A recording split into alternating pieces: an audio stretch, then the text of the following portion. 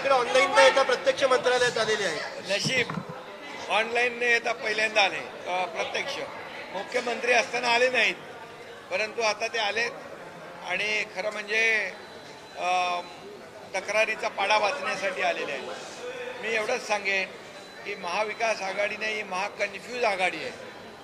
एवढं कन्फ्युजन आहे की कोण काय बोलतंय त्यांचं त्यांना समजत नाही, कोणाचा पायपूस कोणामध्ये नाही आहे। त्यामुळे ही महाकन्फ्यूज आघाडी एकत्र आलेली आहे आणि राज्य सरकार जे या पद्धतीने आज काम करत आहे, शेतकऱ्यांना जी काही भरीव मदत दिली त्यामुळे देखील त्यांच्या पायाखालची वाळू सरकलेली आहे। लोकसभा आणि विधानसभेमधला जो काही विजय पाहिला त्यांनी, आता येणाऱ्या स्थानिक स्वराज्य संस्थांमध्ये देखील महायुतीने केलेलं काम, याच्या कामाची पोचपावती जनता दिल्याशिवाय राहणार नाही।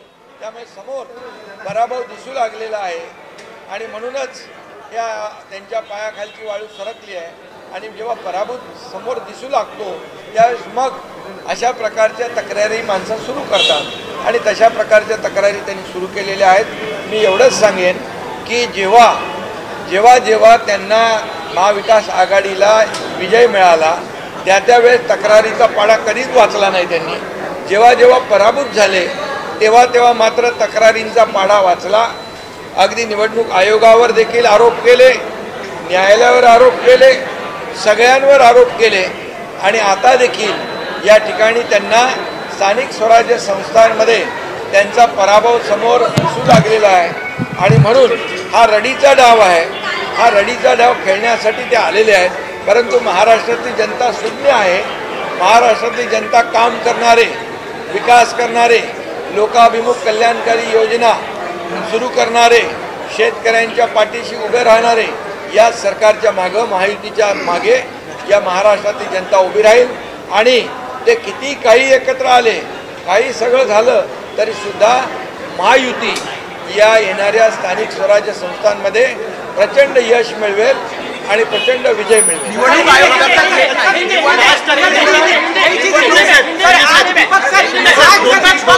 मुद्दे आहेत, निवडणूक आयोग दखल घेत नाही म्हणून आम्ही एकत्रित येतो असं ते म्हणतात। देखिए ये महाविकास आघाड़ी ने महाकन्फ्यूज आघाड़ी है, इनमें बड़ा कन्फ्यूज है, सभी लोग कन्फ्यूज है। कांग्रेस क्या बोलता है, उबाटा क्या बोलता है या और क्या बोलता है, आप देखिए उनके जो स्टेटमेंट है वो देखिए।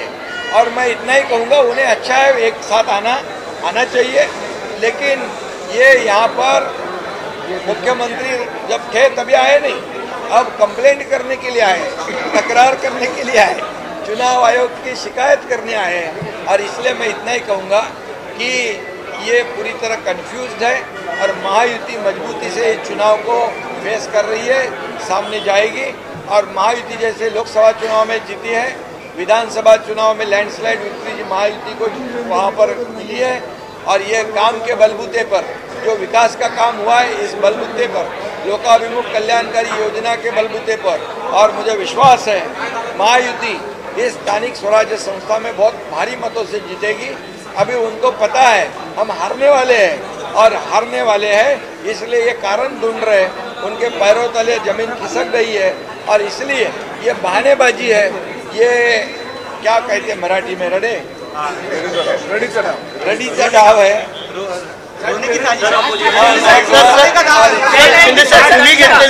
मुख्यमंत्री असताना तुम्ही सुरू केलेल्या काही महत्वाकांक्षी योजनेविषयीच काय चर्चा केली जाते किंवा हे तुम्ही करता सगळे चर्चा, सगळ्या योजना चालू आहे, लाडकी बहीण योजना पण चालू आहे, शेतकऱ्यांना आम्ही सन्मान योजना सुरू आहे, शेतकऱ्यांना दिलेली मदत। महाराष्ट्र टुडे न्यूजला लाईक करा, सबस्क्राइब करा आणि शेअर करा आणि हो, आपली प्रतिक्रिया कमेंट करून आम्हाला नक्की कळवा।